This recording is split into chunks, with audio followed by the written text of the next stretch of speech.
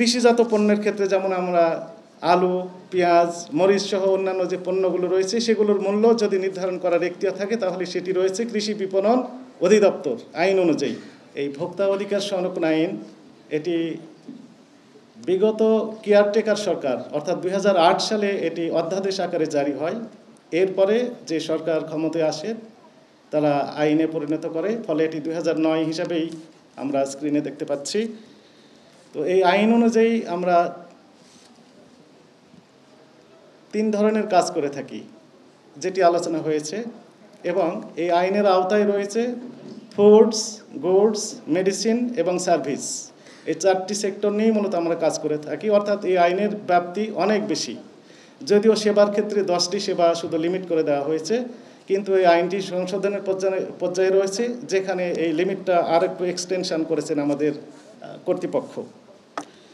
সম্মানিত সুধী, আপনারা ইতিমধ্যে জেনেছেন যে ভোক্তা অধিকার সংরক্ষণ আইন অনুযায়ী কোনো পণ্যের বা সেবার মূল্য নির্ধারণ করার এখতিয়ার এই আইন অনুযায়ী নেই।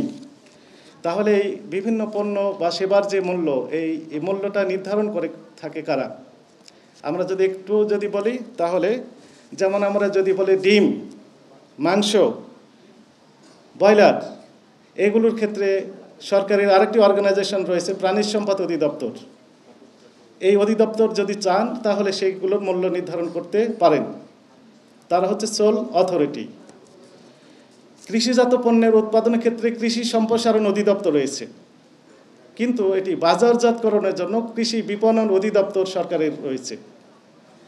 কৃষিজাত পণ্যের ক্ষেত্রে যেমন আমরা আলু, পেঁয়াজ, মরিচ সহ অন্যান্য যে পণ্যগুলো রয়েছে সেগুলোর মূল্য যদি নির্ধারণ করার এখতিয়ার থাকে তাহলে সেটি রয়েছে কৃষি বিপণন অধিদপ্তর আইন অনুযায়ী। মাছের ক্ষেত্রে যদি মূল্য নির্ধারণ করার এখতিয়ার থাকে তাহলে সেটি রয়েছে মৎস্য অধিদপ্তরের।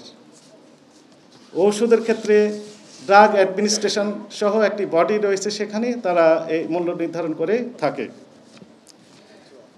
হাসপাতাল, ক্লিনিক এবং ডায়াগনস্টিক সেন্টারের ক্ষেত্রে সোল অথরিটি হচ্ছে ডিজি হেলথ।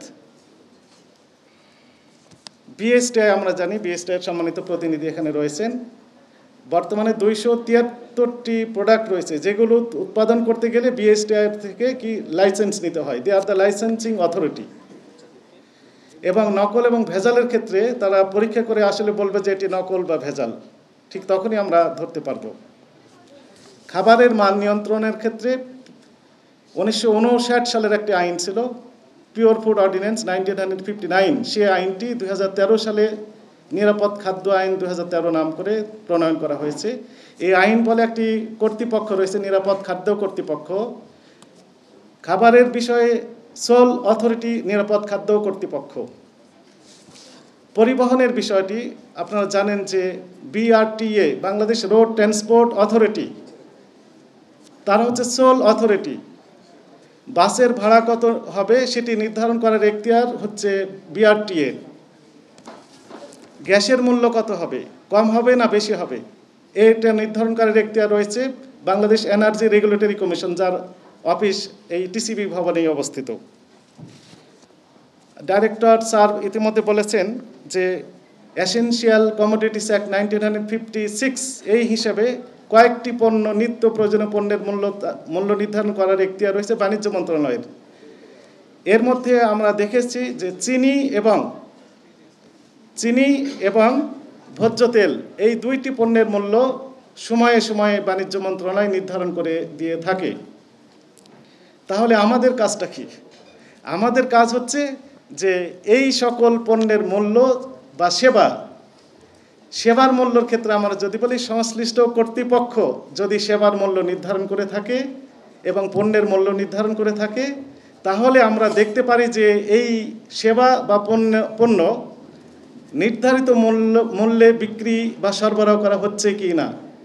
যদি না হয়ে থাকে তাহলে এটি আইনগত দণ্ডনীয় অপরাধ, এবং সেক্ষেত্রে আমরা আইনগত ব্যবস্থা নিতে পারি। কিন্তু সুমোটোভাবে আমরা কোনো পণ্যের মূল্য নির্ধারণ করতে পারি না বা সেবার মূল্য নির্ধারণ করতে পারি না। কিন্তু সংশ্লিষ্ট কর্তৃপক্ষ যদি এই সকল পণ্যের বা সেবার মূল্য নির্ধারণ করে দিয়ে থাকে, সেক্ষেত্রে আমরা তদারকিমূলক ব্যবস্থা নিতে পারি।